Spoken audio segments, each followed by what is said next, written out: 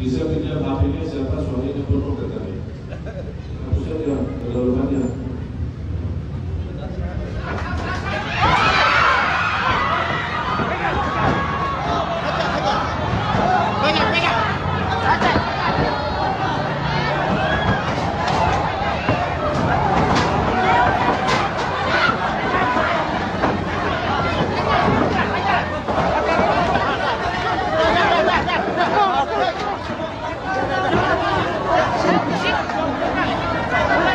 Pemirsa, kami mendapatkan informasi mengenai Syekh Ali Jaber yang ditusuk orang tak dikenal di Masjid Falahuddin, Lampung.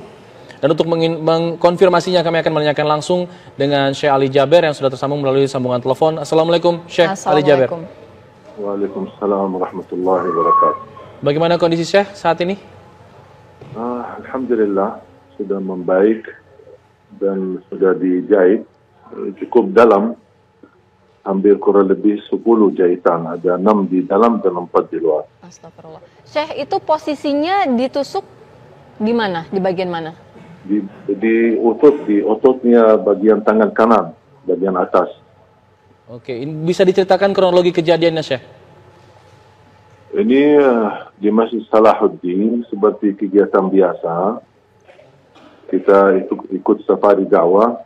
Dan saya mengawali acara untuk jamaah untuk jaga protokol kesehatan, jaga jarak. Kemudian kita mulai, saya memanggil seorang anak usia 9 tahun untuk tes bacaannya, karena dia kan ikut wisuda. Dan sambil saya bantu dia untuk memperbaiki bacaannya, meluruskan hurufnya. Dan begitu selesai, saya minta HP-nya ibu si anak ini untuk foto bersama lah buat kenang-kenangan. Ternyata ibu ini HP-nya full, gak bisa foto. Makanya saya minta sama jamaah menarah ke kiri, jamaah boleh pinjam HP-nya. Kasihan anak ini biar bisa dapat foto sekalian. Mudah-mudahan menjadi anak hafizah. Pas saya fokus ke kiri, kemudian menarah sekalian ke kanan untuk melihat siapa jamaah yang membawa HP-nya pinjam. Tiba-tiba di atas panggung ada orang lari. Kemudian karena posisi panggung ini cukup dekat dengan jalan. Karena posisi acara di luar, di lapangan masjid, bukan di dalam masjid. Makanya orang berlaku itu cukup gampang untuk bisa masuk. Karena tidak ada terhalang dengan jamaah atau kursi-kursi. Tapi subhanallah qadarullah ketika menarah ke kanan, saya tiba-tiba kaget melihat ada orang sudah di atas, di hadapan saya. Dan saya langsung qadarullah respon. Kalau saya tidak lihat ke kanan, mungkin bisa qadarullah ke leher saya atau ke dada saya. Tapi subhanallah saya angkat tangan, makanya dia tusuk ke tangan. Maka begitu saya lawan, batah pisaunya ke dalam otot saya di kanan, bagian kanan. Baru subhanallah jamaah langsung amankan dan tangkap dia. Jadi bisa dipastikan pelaku ini bukan bagian dari acara ini atau datang dari luar begitu? Ya, kelihatan dari luar karena dia lari. Dia lari. Cuman ke posisi jamaah cukup fokus karena kita lagi bukan lagi ceramah tapi lagi diskusi dengan jamaah, berdialog dengan jamaah. Makanya jamaah banyak fokus ke saya, tidak memperhatikan. Dan ini kejadian pertama kali barangkali, apalagi posisi saya di panggung cukup dekat jalan gitu. Iya, bisa dipastikan Syekh pelaku ini benar-benar satu orang? Yang kita ketemu tadi satu orang.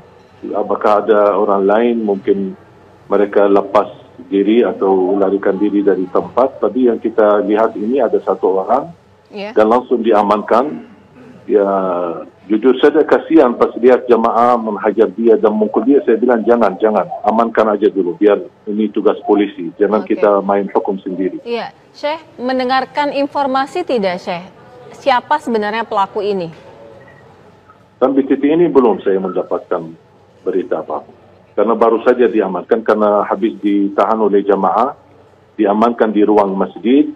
Sambil menunggu polisi datang dan petugas polisi datang dan membawa beliau ke kantor polisi.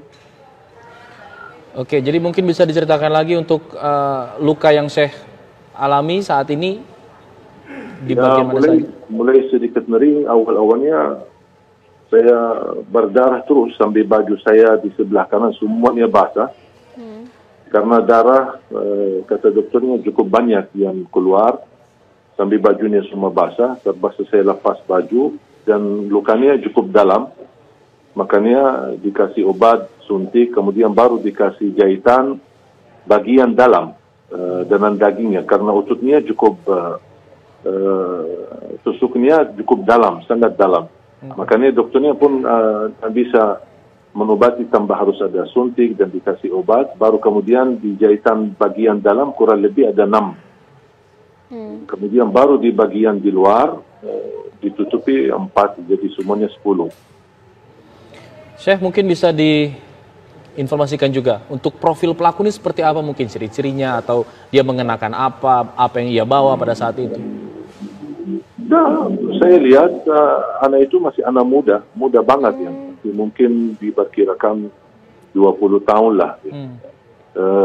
Orangnya kurus banget. Jadi saya merasa orang ini kalau saya lihat ya dari wajahnya dia ketika saya berhadapan dan diamankan, nampaknya bukan mudah untuk melakukan hal seperti ini. Pasti ada kedorongan atau ada yang menyuruh atau ada apa ya gitu. Jadi karena saya lihat dari segi, mohon maaf, fisiknya, dari segi ini tidak mungkin dia bisa dengan cara mudah. Butuh mental yang kuat untuk melakukan hal seperti ini. Ada yang ia teriakan atau omongkan ketika melakukan perbuatannya itu, Syekh? Enggak, sama sekali tidak. Diam. Hanya diam, cuma ketika dia angkat isunya, dan subhanallah pas panitia kebetulan ada banyak yang sudah ada video live, ada yang lagi live, ada yang lagi rekam. Pas saya lagi berlangsung ceramah. Jadi semua terekam ini mulai dari titik awal sampai akhir. Ini terekam semua. Jadi beliau tidak berbicara apa-apa. Acaranya sudah berjalan berapa lama hingga kemudian kejadian itu? Kenapa? Acaranya sudah berjalan berapa lama hingga kemudian terjadilah? Baru mulai. Belum 15 menit. Baru awal ketika saya melihat di spanduk, ada spanduk tulisan wisuda. Saya tanya sama panitia, ini wisuda apa? Dia bilang wisuda hafalan Quran.